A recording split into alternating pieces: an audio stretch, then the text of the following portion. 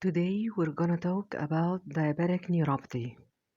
It's the most common neuropathy in developed countries and accounts for more hospitalization than all the other diabetic complications combined.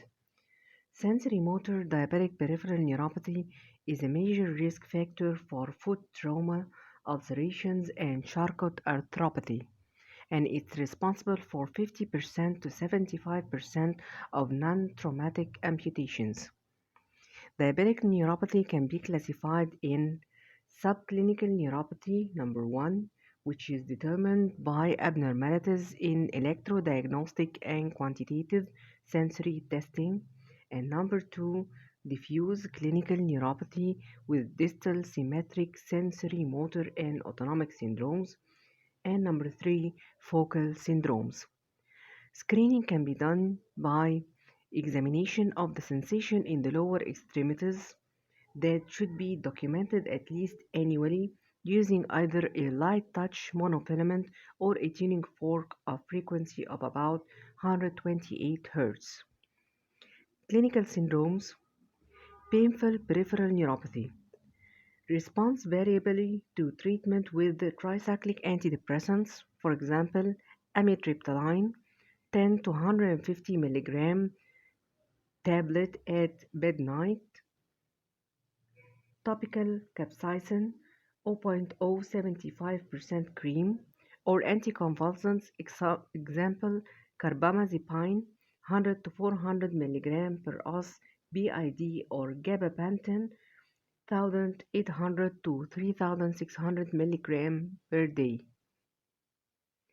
Patients should be warned about adverse effects including sedation and cholinergic symptoms, especially with tricyclic antidepressants, burning sensation, especially with capsaicin, and blood dyscrasis, as with carbamazepine. Orthostatic hypotension is a manifestation of autonomic neuropathy, but common etiologies, example, dehydration, anemia, medications should be excluded. Treatment is symptomatic, that is to say, postural and maneuvers, use of compressive garments, for example, gobs stockings, and intravascular expansion using sodium chloride, that is to say, 1 to 4 gram per oz QID, and fludrocortisone 0.1 to 0.3 milligram per oz daily. Hypokalemia, supine hypertension, and congestive heart failure are some adverse effects of fludrocortisone. Number 3. Intractable nausea and vomiting. It occurs in diabetes and are manifestations of impaired gastrointestinal motility from autonomic neuropathy. Surveillance for DKA is warranted in insulin-treated patients with nausea and vomiting because interruption of insulin therapy is widespread among such patients. Other causes of nausea and vomiting should be also excluded.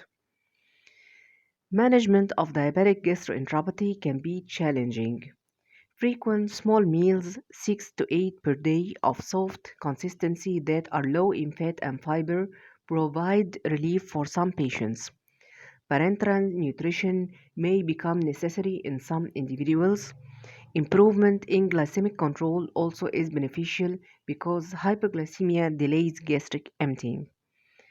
Pharmacological therapy includes the prokinetic agent metoclopramide 10 to 20 mg per oz or as a suppository before meals and at bedtime, and erythromycin 125 to 500 mg per oz QID.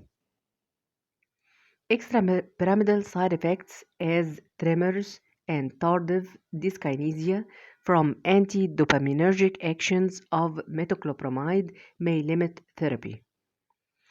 Cyclical vomiting that is unrelated to a gastrointestinal motility disorder or other clear etiology may also occur in diabetic patients and appear to respond to amitriptyline 25 to 50 mg per oz at bedtime.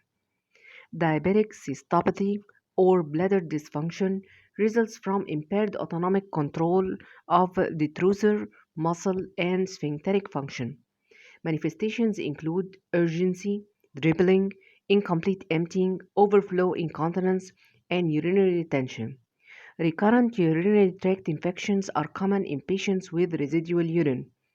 Treatment with beta-nicole 10 mg TID or intermittent self-catheterization may be required to relieve retention. Diabetic diarrhea should only be diagnosed after exclusion of other causes of diarrhea.